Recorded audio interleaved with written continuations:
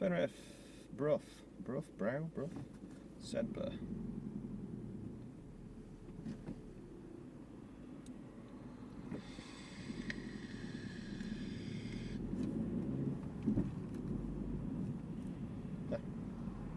Oops. Just about keeping that clear. Oh, no, there we go.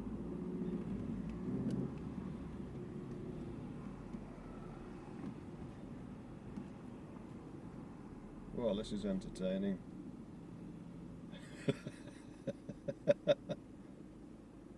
Oh dear. Why did I choose to come this way? There must be a way I could have gone without going right through the centre of Kendal. I should have probably looked, but I didn't.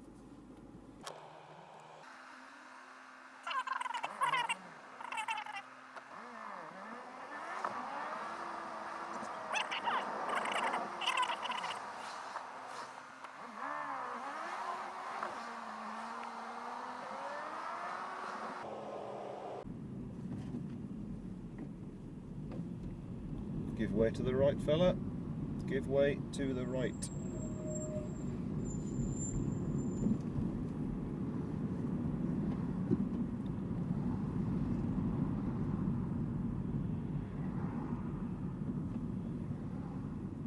It's quite surprising how many people, you wonder how long it's been since they passed their test and how long since they read the highway code, because there are a lot of people these days that don't seem to be aware of correct roundabout and junction etiquette in terms of giving way. The comical thing is when you get to a roundabout, say there's free entrance and exits to the roundabout, and three of you get there at exactly the same time, and everybody pulls it to a stop at the same time, and everybody's thinking, well, we're giving way to each other. Who's going to go first? I've had that a couple of times recently. It's quite comical.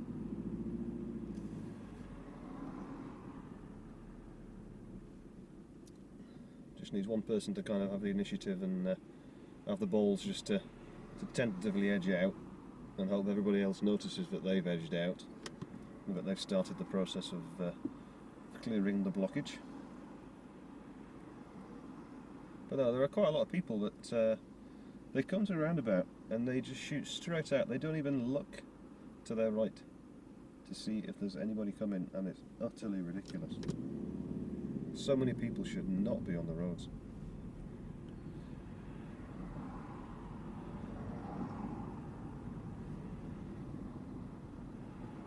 And again, unfortunately, it does tend to be people with larger, more expensive cars. They kind of seem to think that because they're in their big car that they're invincible and that they're better than everybody else. But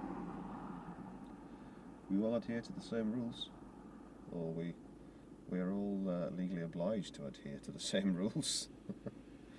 We clearly do not all oblige to the rules. Oblige, comply with, adhere to, heed. These are all words.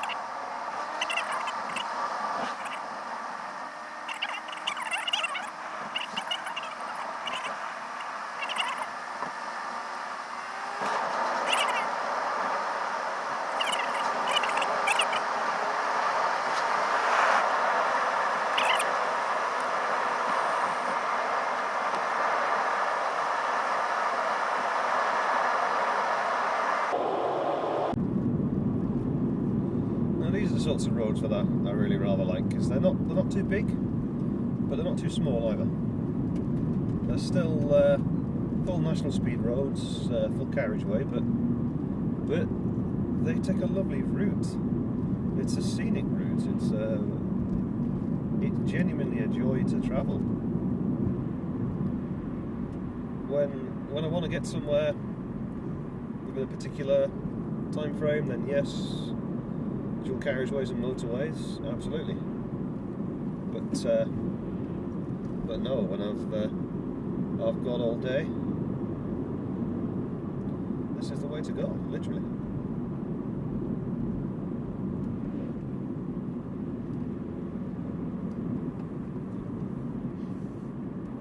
It does take pretty much twice as long taking this route than it would do just going straight up the M6 and then up the A7.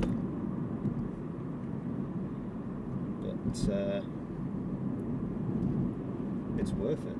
I mean, look at that view. Well, when you can see the view from the camera's point of view, look at the view, because it's beautiful.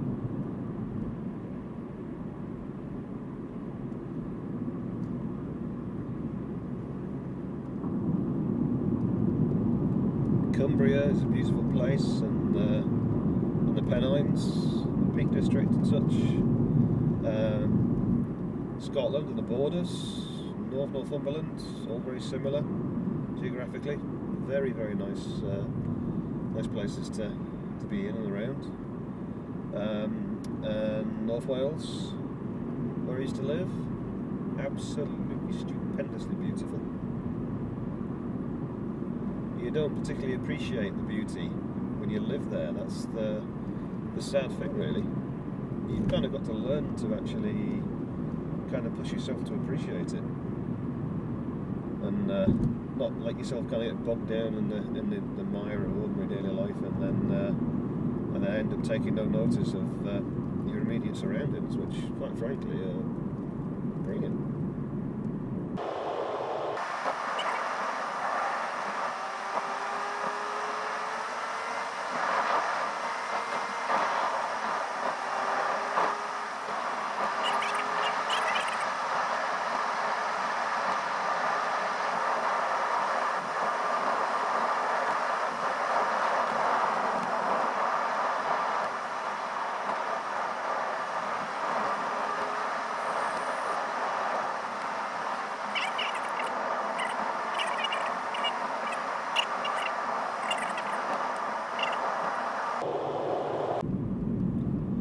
Just because you can go fast does not mean that you should.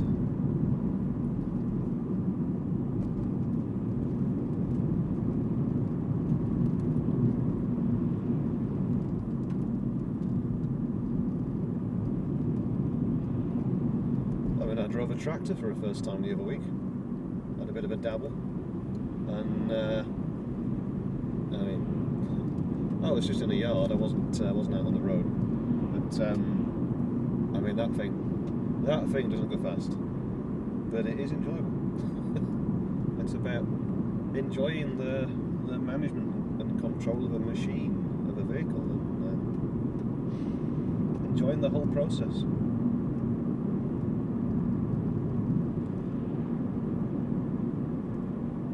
I've got a lot calmer in recent weeks and months. Just in general, in all areas of life, but driving particularly, I've no desire now to kind of get stressed and get all worked up, because there's absolutely no need for it, and it solves nothing. The more stress you feel, the more stress you allow yourself to feel about anything, really, just the more unhealthy you become. Mentally and ultimately physically, it takes its effect. There's absolutely no need for it. You can live your life without getting overly stressed by anything. Take life as it comes. Make the right decisions. Behave correctly, appropriately, treat people right. Do things appropriately. And don't get stressed. I mean, how can you get stressed when you're dealing? Look at this view. Oh, wow, look at this. Absolutely beautiful. Absolutely beautiful.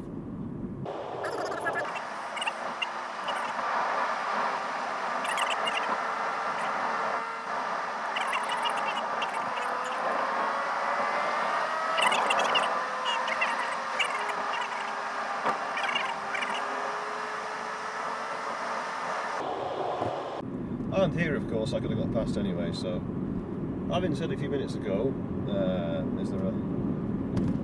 will there be a means for me to overtake? Yes. Yes, there is. I shall try to remember that.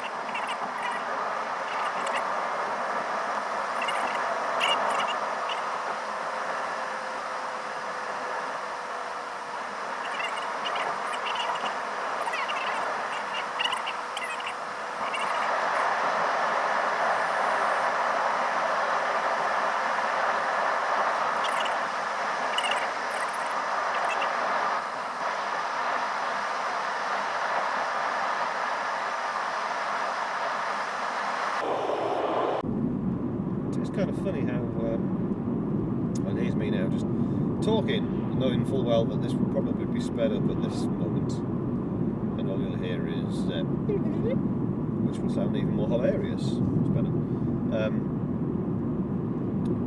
But yeah, it's kind of interesting how modern vehicles, you can get vehicles which have really high top speeds, and I mean, I guess it's nice to have that kind of buffer at the top end, but ultimately, unless you're in Germany, you can drive on the autobahns, or you plan to use your car for track days and such, obviously, during which times you need special insurance anyway. Having a high top speed really, well, it's just pointless. If you live in Britain, what do you want to be able to go 150 miles an hour for? Because if you do, you're incredibly reckless and irresponsible and selfish.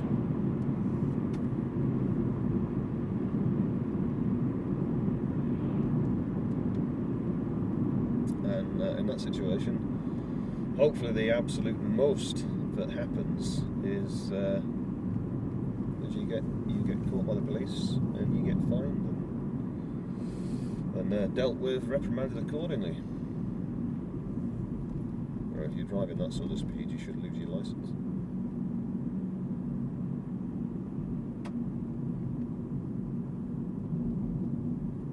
Hey, we have a tractor in front. Any guesses as to where the tractor is going to end up? Is he going to turn off somewhere within Shap? Is he going beyond? Who knows?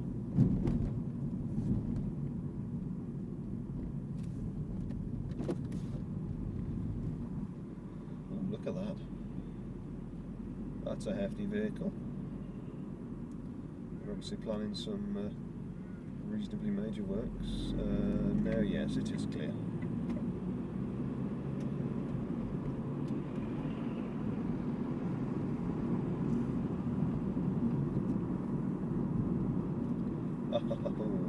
Right, convoy system apparently is in action.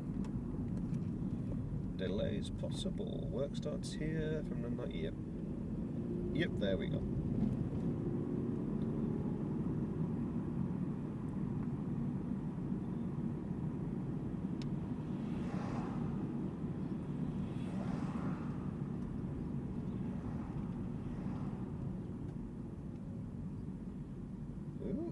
There we go, we have arrived at the right time.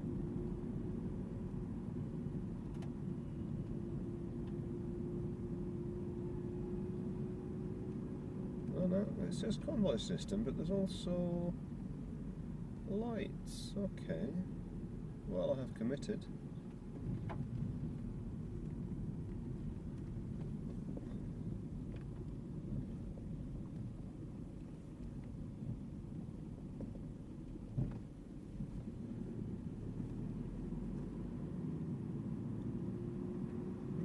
Quite a major resurface.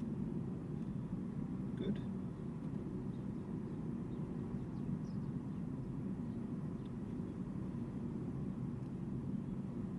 Well, I'm trying to stick to 10. Nobody else is. But there's nobody behind me, so it does not bother me.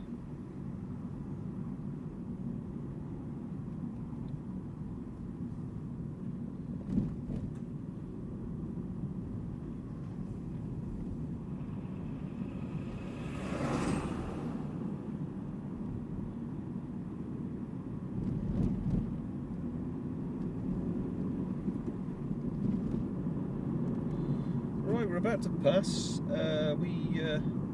Coffee shop and cafe, sandwich bar on the right, Marcel's. That is my cousin's emporium. Might actually be open right now. I've not been in yet. Every time I've been past previously to with the intention of going in and sampling the food. It's not been open, but looks like he might have been. However, I'm going to save that for another time because I don't want to have too many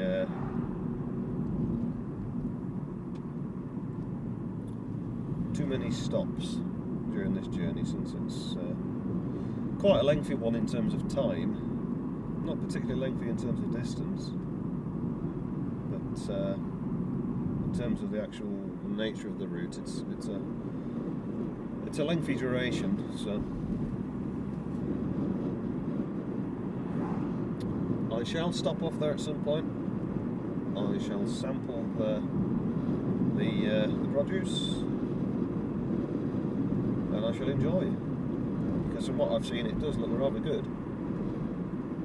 Good reviews. Looks high quality in the pictures, so yeah, looking forward to it. But unfortunately today, it's just not the day.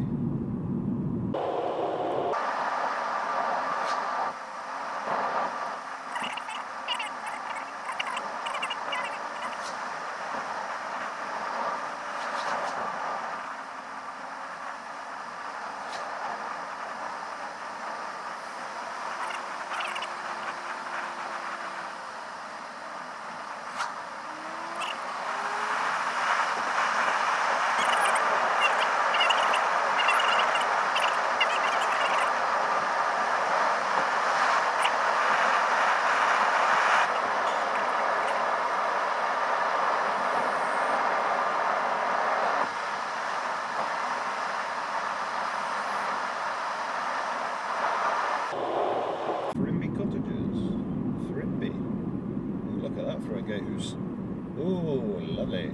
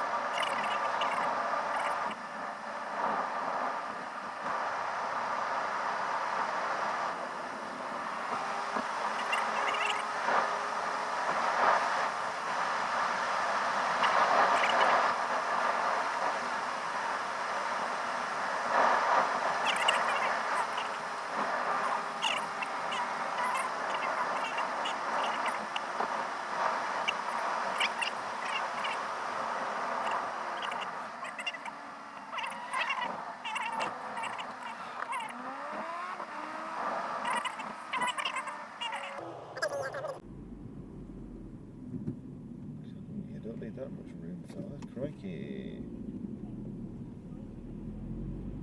Again, big car.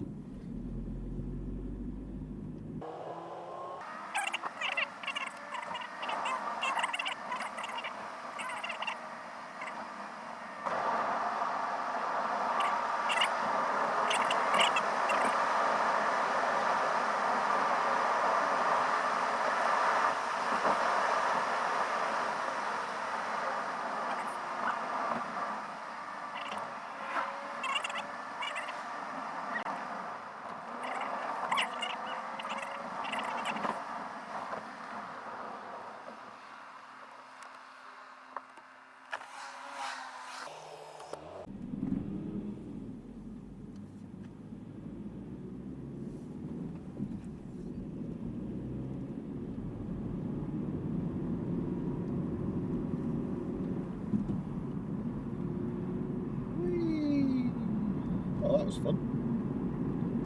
Right. Oh, yes, this is what I want. Right, 1, 2, 3. Third exit.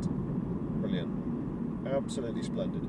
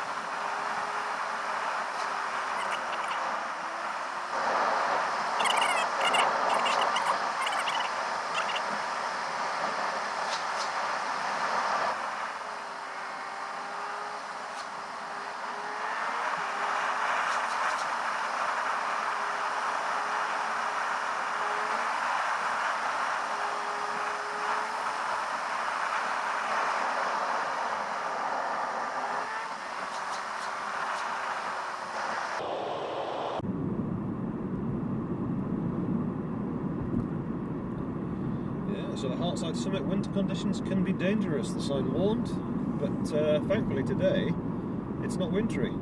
The last and indeed first time I did this route, it was icy, and there was indeed snow up over the pass. In fact, there was a snow flurry when I was on my way up this side of the pass. This bridge is splendid. Right, so I see they've replaced the permanent lights, are replaced with these temporary ones.